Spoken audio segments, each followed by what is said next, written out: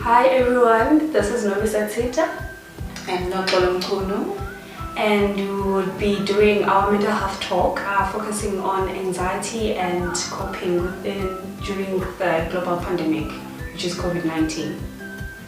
Yes, we're excited to bring you our third talk today. We'll be delving into what Novisa has just mentioned. So I think just to briefly explain why we had chosen to do this kind of talk, we have seen that there's under COVID, there's been an especially increasing prevalence of mental health illnesses and distresses, and you find that with also the surge of mental health distress and illness, that we already have a burdened or strained mental health service delivery model within South Africa especially, and now the challenge has been to accommodate this surge of mental health illnesses that have been on the rise since the onset of this global pandemic. So there's been dedicated efforts and research efforts and also clinical efforts to upscale these interventions that could help people to deal with these mental health illnesses that are associated with the COVID-19. So that's one of the reasons that we thought it would be very good for us, given our ethos, our mental health promotion and and helping people optimize their well-being despite the adversities that they face, that that we do this kind of awareness or education talk to highlight the importance of understanding anxiety disorders and how can you cope even in the face of persisting psychosocial difficulties that come with the pandemic. I think it definitely calls for more immediate and more accessible strategies and coping, because obviously even before the pandemic started, we had a public health crisis already of mental health not really being attended to in a satisfactory manner. And so now with COVID-19 putting even greater strain on our public health system, it does call for more immediate resources that we can draw on without even going as far as using the mental health care system, So that is what we want to share with you today, bring more awareness, as Novisa has mentioned, on anxiety and just mental health disorders and how you can access resources that can help you cope, aside from making use of the healthcare system. Yeah, that's very true. And I think it also ties with our ethos as Bloom SA as well. Absolutely. That you draw from within. And I think also Snapolo will talk more about, self-help strategies that we can use, as she said, that will help you build yourself up. I think fortify yourself, which is what also, mentally, so that even there's this increased risk in developing this kind of, mental health difficulty due to what's happening around us, but you have this inner strength to withstand, and also if you do get the symptoms or develop the disorder, but you are able to cope, as you said. So I think it also ties up with that it's July. In the month of July, you have our South African Mental Health Awareness Week.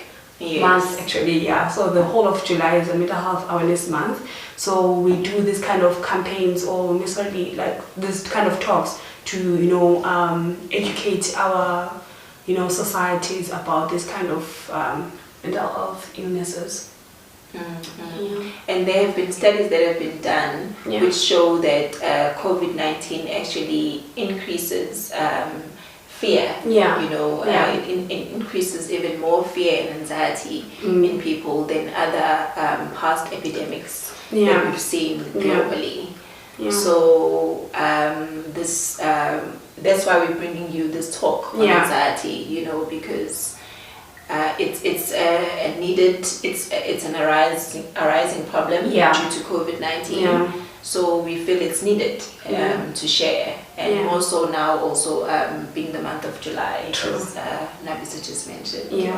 And just talking also, as you said, there's like studies like the CDC and the thermodynamics, and I think you'll share some of the studies that have been done locally that have given out quantitative data or statistics that have highlighted the prevalence, the high rising and ever increasing prevalence of anxiety disorders and fear amongst low income and middle income countries like South Africa during this global pandemic. And you'd find that because of the pre-existing social conditions that we had, that it becomes more of a public health crisis, to realize that mental health illness and given the psychosocial impact of COVID needs to be really highlighted as something that needs more attention from the government, but also from community development initiatives like ourselves to talk about and to also share resources and build awareness, as we said. So I think that's one of the main motivations behind why we're doing this talk. And And COVID-19 resulted in us going through the hard lockdown at the very beginning as a way of regulating movement. So, as we know the nature of the virus and how it spreads. So during that phase, that's when we saw a lot of challenges that were faced by the South African community, especially with relation to their socioeconomic status. We saw loss of employment, the unemployment rate rose by 30% during that period. We saw disruption to business operations by many entrepreneurs. Such as even like street vendors, they couldn't operate their businesses during this period. We saw the travel and tourism industry also being disrupted. Lots of places of hospitality services were disrupted and not able to operate. We saw even a rise in gender-based violence cases. It was reported that there were 87,000 cases of gender-based violence within the first week of the hard lockdown. And I think it goes to show that how these kind of circumstances, social circumstances, as a result of COVID, can either increase your risk of developing anxiety, and we'll go deeper on what is the definition of anxiety disorders, because we know that you can be worrisome about something, so we'll delve deeper on what is the clinical definition of anxiety. But just to highlight that there's also the concern of infection, of contracting COVID even during the time, and even post lockdown. Which was actually said to cause deep worry and fear in people. People were really afraid of the virus. I think it was quite a while that we saw a pandemic of this scale, as a society at large. I think the last one was in 1918 with the H1N1. So it was repetition of that now with COVID-19. So it's understandable that people were so afraid, and people who already were suffering from anxiety disorders, this period exacerbated that even more for them, and and it doesn't help also with the South African community that already we had strain on our public health system. So people were not able to go to hospitals to seek help. They were not able to access even mental health care practitioners because of social distancing and things like that. It was a hard reality to swallow and to adapt to. That's so really it true. really took us a while. True. So we've been talking about that, what is an anxiety disorder? Why would, because we understand that anxiety is an everyday common thing, an everyday experience where, before an exam you'd have those, kind kind of stress, nerves, yes. So when is it then warranting clinical, attention and be called a clinical disorder or a mental health disorder?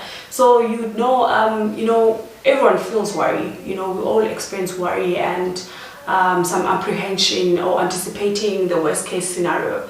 But then with anxiety disorders, they are clinical disorders because they are overwhelming and they are persistent states of extreme and sometimes irrational kind of apprehension, feelings of just excessive fear about something and anticipating always the negative or worst case scenarios. So it's that kind of understanding that it's not just worry, it's not just you being apprehensive about something or anticipating a bad thing to happen, but there's a persistent states of feeling those extreme anxiety. I think probably to such an extent that it affects your functioning. Yes. Especially in your social and your occupational. You find that most of the time it really impairs your ability to really cope with everyday demands and your everyday daily activities. Yeah, so that's the clinical definition of anxiety disorders. And I think Mrs. Notol had mentioned that there are people who have had this kind of psychopathology before COVID-19, but now because of COVID-19 it has become, it exacerbated their presentations. So we'll be delving now in the different types of presentations that one might have or present with when they're having anxiety disorders, like different types of anxieties and how prevalent are they within our communities. Okay, and I'll just mention them as listed in the DSM. Yeah. So we have general anxiety disorder. Yeah, which is the most common presentation, even in our settings. And this here with generalized anxiety disorder, it's someone we call a worrywart. I would say it's a worrywart. Someone who's a general worrier about everything. So you tend to have these exaggerated worst case scenarios playing in your head, and every day you have this excessive worry and apprehension about how you're gonna cope and generally function in your everyday life. So that's general anxiety disorders. And I think even the South African Depression Group really focuses on helping people cope because it can really affect someone, especially socially and even like in your work life, because now there's also agoraphobia, which is avoiding social context and going out actually because you are so anxious what could happen. Yeah. And then there's also panic disorder, where people often suffer from panic attacks. Yes.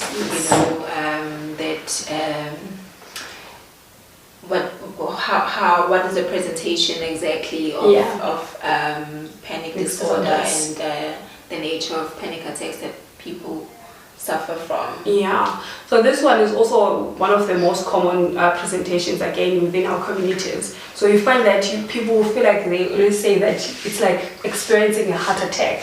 So now we have this racing heart, the dizziness, you start, sweating sometimes, and then someone also says that sometimes you feel like, your limbs can't move of some sort. So it's like you are stuck in a way, and sometimes you have chest pains, which people always liken to a heart attack, and you have this feeling of unreality or you are like dying, so that impending or this intense so it's quite really something that people really struggle with during this time. And it's funny how those symptoms are actually similar to the symptoms that people who present with COVID-19 also present with. True. That's true. That's true. So we also talk about, post-traumatic stress disorder as one of the common types of anxiety disorders within our populations. And here a person would have, persistent emotional and bodily symptoms after experiencing trauma. And given the circumstances that happened and events that have happened in our community in the past week, where there was violence and unrest due to striking.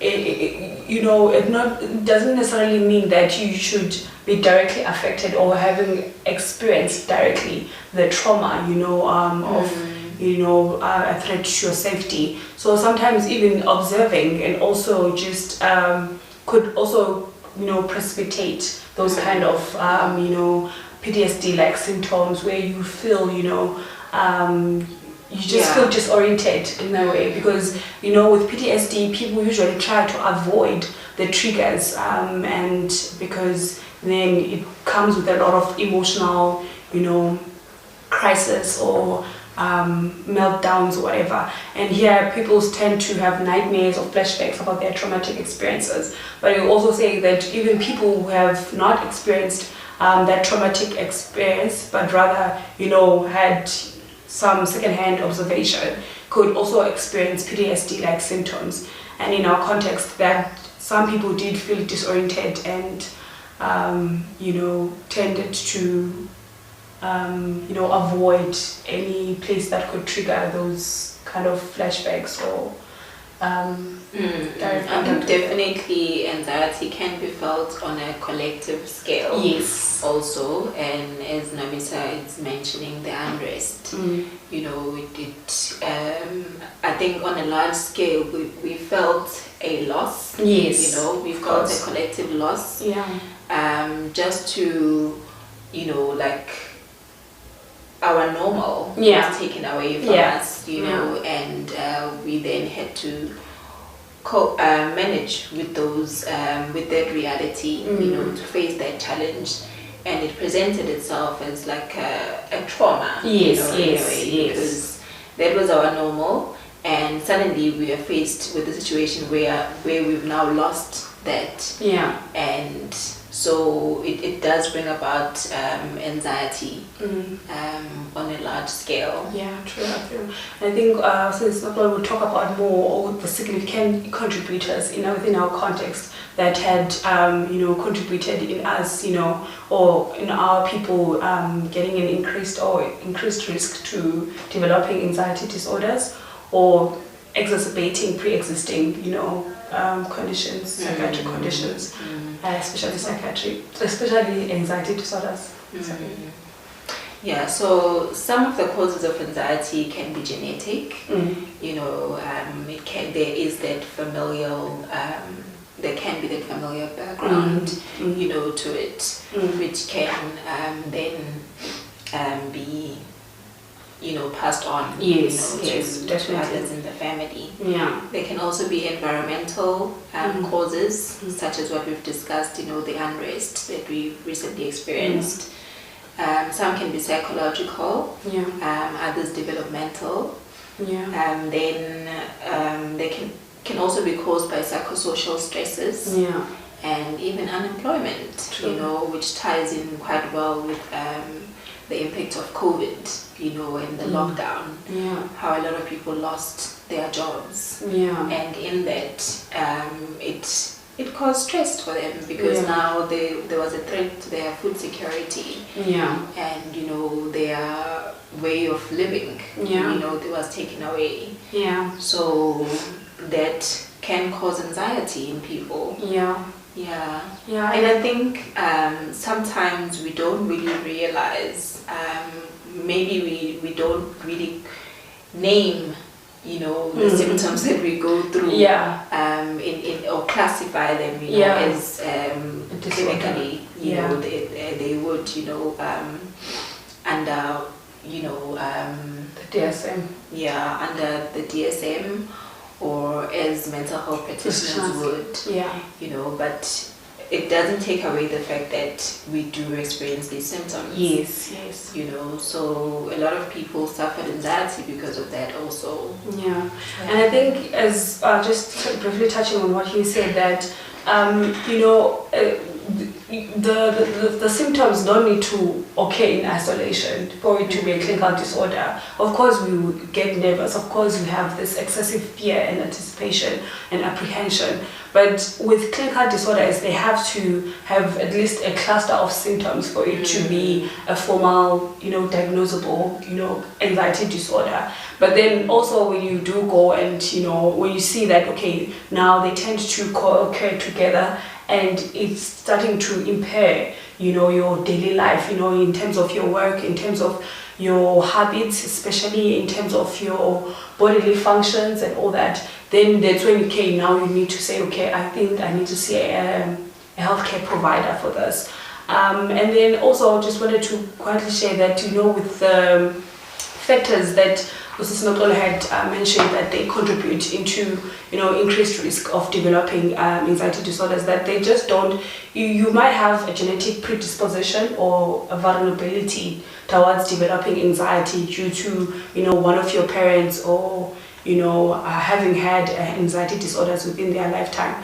But it doesn't work, they don't work in isolation too, it's more an interactional kind of, thing that's happening. So someone who had a genetic predisposition with all the things that are happening right now, with all the psychosocial effects of COVID, then they are more likely to develop anxiety than the person without the genetic predisposition. But even sometimes psychosocial, like persistent psychosocial difficulties, as you said, unemployment, we've had unemployment, even before, the pandemic, but now it's more felt because of the social distancing regulations. So even that, without the genetic risk, one can, because it's persistent and it really has devastating effects on your livelihood and sustainability. And I think it's also about the magnitude of your suffering and how the period of how long you suffer from it. Also impacts whether it's clinical or just general. That's true. Anxiety. So I mean, if you suffer anxiety for a much longer period and it really does start to impair your normal functioning, then that is when you can consider it to be harmful and something to do something about, seek help. I think it also depletes your coping resources, your inner, coping, strength, because the more you are exposed to something, you start wearing down and saying, okay, I don't have the carrying capacity anymore to deal with these ongoing psychosocial stresses, and ultimately end up having anxiety disorder. And as you said, seek help then. But sometimes it's also just building yourself up, as we are always advocating for Uti, even before you have, if you see something that's not going well, then you can use the self-help strategies we'll be talking about later on. Yeah, definitely. Talking of the self-help strategies, so there are various modes of healing that people go to, when suffering from certain challenges, emotional challenges, and various kind of challenges such as anxiety. And there's an aspect of healing which is indigenous, and that is the kind of healing that, as Bloomer say, we advocate for. And also not just that, but also we feel it's needed because, again, we mentioned at the beginning of our talk, the strain that many of the challenges that we face put on our healthcare system. And so it creates challenges for people then to seek help and stuff like that. And not just that, but also the inequalities, that come from our context, create challenges, of affordability and stuff. So then it becomes even more necessary to have ways of drawing from ourselves more, as a way of coping. And with indigenous healing, so it's not just about you, the individual, because you don't exist in isolation. you exist as an individual in a community, you exist as an individual surrounded by people, and also in a particular environment, a natural environment. Yes. And all of those things are available to us to draw from, to, you know, as needed, and when we face particular challenges.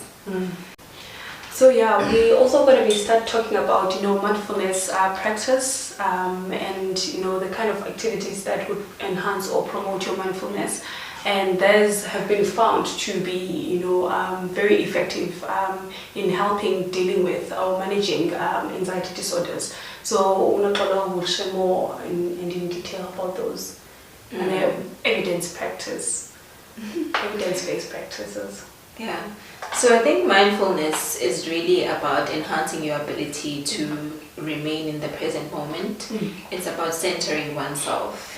And often there's a misconception that these mindfulness strategies originate from the West. Yeah. But I think these kind of misconceptions fall short of realizing that really humanity, all humanity has its roots in Africa. Yes. You know, and it also falls short of realizing that Africa had a role in science. Africa has a role in science. And if we think about the first civilizations, they came from ancient Kemet, you know, and that being in Egypt, which is a country that is situated in Africa and located in Africa. And all of the knowledge that came from there, cosmology, geometry, you know, all of that. If we look at the Egyptian pyramids and how they were built, you know, it speaks for itself in terms of the science that came from that, you know. And these are the civilizations that came from Africa, you know, and not just that, but it came with a whole lot of other knowledge systems also. You know, so I think it's empowering and important for us to realize that, because in colonization, it's not just about colonizing people of their way of being and knowing and all of that, but there's also been a colonization of knowledge itself, you know, where knowledge has been made to look as if it came from the West, you know, when really it was extended from what was already there, and originally it came from Africa. Yes.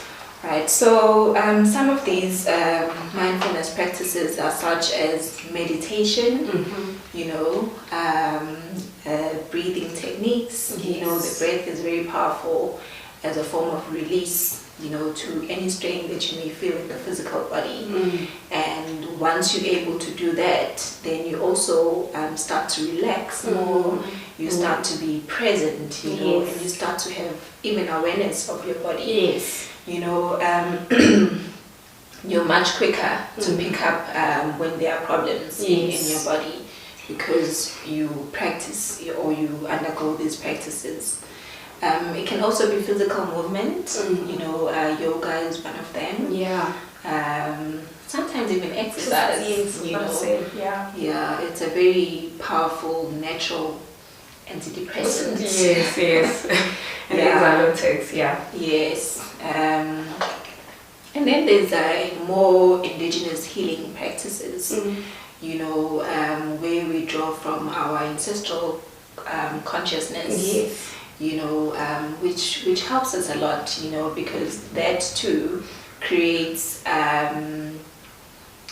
or gives us forms of release, you know, when we undergo practices like Vipassana, you know, and not just that, but also connects you to divine powers, you know, of guidance and all of that, which show you the way, and which can also help to center you. You know, cleansing rituals which remove negative energy. Sometimes you feel sometimes people present with a lot of emotional problems, and yet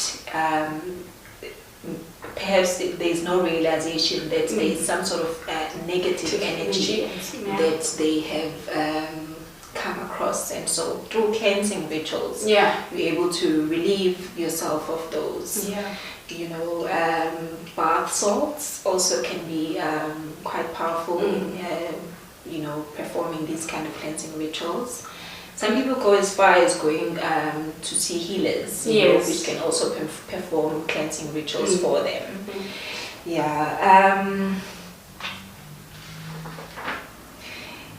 So those are the more indigenous mindful practices. Mindfulness practices that one can go to. And even like candle lighting, you know, also helps to one to relax. You know, and burning center themselves. Burning some people like to burn sage, or burning incense. You know, all of that. Really, it's about connecting oneself to a natural environment, and also centering yourself and being able to draw from, you know, your more higher voice and your higher self. That's right.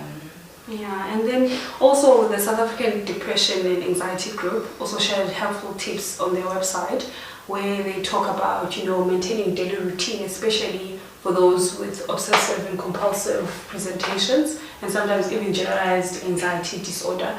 Talking to a therapist, should you be able to access it, because we also know, as Okolo had mentioned earlier on, that there's been a significant strain on an already constrained mental health system, where sometimes access to adequate mental health care is not really feasible, especially during the global pandemic. We have resources, you know, that we would share, where someone can talk to a support group within these organizations that do offer, you know, emotional and mental health counseling.